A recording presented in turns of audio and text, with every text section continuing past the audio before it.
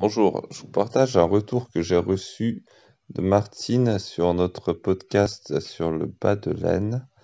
Alors, ce qu'elle dit, Martine, c'est la chose suivante. Elle dit, euh, d'un côté, elle a eu une difficulté comme ça un jour où elle a perdu son emploi et à l'époque, elle avait tout en immobilier.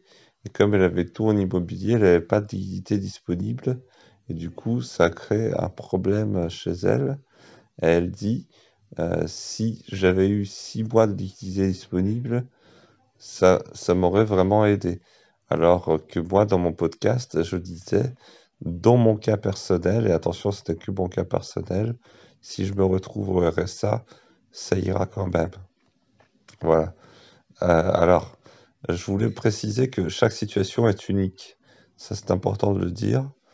Et dans chaque situation, il faut faire attention à toutes ces contraintes. Il faut lister toutes les dépenses qu'on a chaque mois et les situations qu'on aurait en cas de coup dur.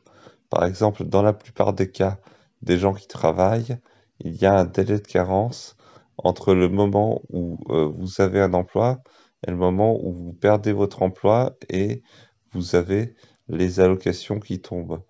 Dans ce délai de carence, il faut que vous ayez les ressources nécessaires pour pouvoir tenir. Dans ce cas, ça va être peut-être quelque chose comme 2 mois. Ou peut-être, pour prendre large, il vous faut 6 mois avant de toucher votre chômage en ressources. Comme ça, si vous avez 6 mois de vie en ressources, indépendamment de ce que ça vous prend, dans ce cas, avoir un bas de laine qui vous protège pendant 6 mois, c'est quelque chose qui peut être utile. Voilà. Alors en plus de ça, Martine demandait, est-ce que le fait d'être en action est meilleur que le fait d'être immobilier? Parce que si vous êtes avec des biens immobiliers et que vous ne pouvez pas les lourder sur le marché, vous êtes bloqué et vous ne pouvez pas débloquer rapidement vos liquidités, alors qu'avec les actions, vous pouvez toujours les lourder sur le marché, ça vous fait des liquidités.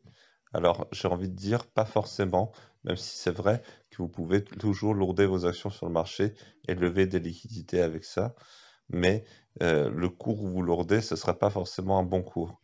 Donc, en fait, de ce fait-là, le fait de lourder vos actions à n'importe quel cours peut être très détrimental à votre gestion action. Si vous achetez par exemple des actions venteunique.com à 16 euros, mais que vous les lourdez à 8 parce qu'il y a des contraintes sur le marché boursier qui font qu'elles cotent à 8 ce jour-là, vous n'êtes pas très content d'avoir acheté vos actions et vous n'êtes pas content de les lourder à 8 euros, alors que vous imaginez qu'elles valent peut-être facilement 50 euros. Voilà, vous les avez achetées à 16, vous avez fait un bon deal, mais euh, du fait qu'elles ne cotent pas à leur juste valeur de 50 euros, vous n'êtes pas content de les lourder à ce moment-là. Donc, si vous êtes dans ce cas de figure, moi, je pense que c'est pas très bien de lourder ses actions. Et dans ce cas, que ce soit en immobilier ou que ce soit en action, en fait, on ne peut pas lourder dans n'importe quelle condition de marché. Alors théoriquement, dans les actions, on peut lourder dans n'importe quelle condition de marché et ça vous donne des liquidités.